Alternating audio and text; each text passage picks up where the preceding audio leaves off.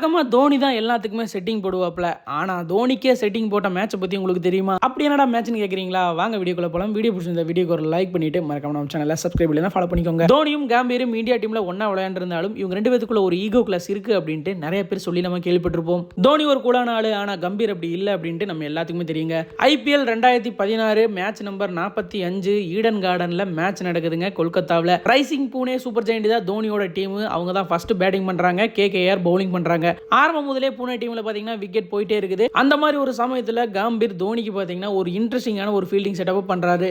வழக்கமாக இந்த மாதிரி ஃபீல்டிங் செட்டப் எல்லாமே பார்த்தீங்கன்னா டெஸ்ட் மேட்ச்சுக்கு தான் பண்ணுவாங்க. ஆனால் T20ல முதல் டைம் பார்க்குறோம். அதுவும் தோனிக்கு இந்த மாதிரி ஒரு ஃபீல்டிங் செட்டப்பா அப்படின்னு நினைக்கும் போது நம்மளுக்கு இப்பவும் சாக்காக தான் இருக்கு. பொழந்து கட்டக்கூடிய தோனிக்கு க்ளோஸில் 8 ஃபீல்டரை வச்சு தோனியே ஷாக் பண்ணி விட்டாரு கௌதம் கம்பீர். இப்படி ஒரு ஃபீல்டிங் செட்டப்பா கௌதம் கம்பீர் பண்ணது இது வரைக்கும் T20ல யாரும் பார்த்ததில்லை அப்படிங்கிற மாதிரி அப்பத்த நிலைமையில பேசிட்டு இருந்தாங்க. தோனியை பார்த்தீங்கன்னா அந்த மேட்ச்ல பேட்டிங்ல ஒரு மாதிரி திணறிட்டாருங்க. என்ன பண்றதுன்னு தெரியாம இருந்தப்ப பதற்றத்தில் ஒரு மாதிரி மிஸ்கம்யூனிகேஷன்ல விக்கெட்டும் போக ஆரம்பிச்சது. 17 ஓவருக்கு புனே 103 ரன் தான் அடிச்சிருந்தாங்க. அந்த சமயத்தில் மழை வந்து மேட்சும் ஸ்டாப் ஆயிடுச்சுங்க. ஓவர் குறைக்கப்பட்ட DL மெத்தட்ல KKR வின் பண்ணிடுச்சு. ஒருவேளை மழை வராம இருந்திருந்தா தோனியும் பதிலடி கொடுக்க ஒரு நல்ல சான்ஸ் இருந்திருக்கும். தோனிக்கே செட்டிங் போட்ட இந்த மேட்சை பத்தி நீங்க என்ன நினைக்கிறீங்க அப்படின்ட்டு கமெண்ட் பாக்ஸ்ல மறக்காம எங்க கூட ஷேர் பண்ணிக்கோங்க.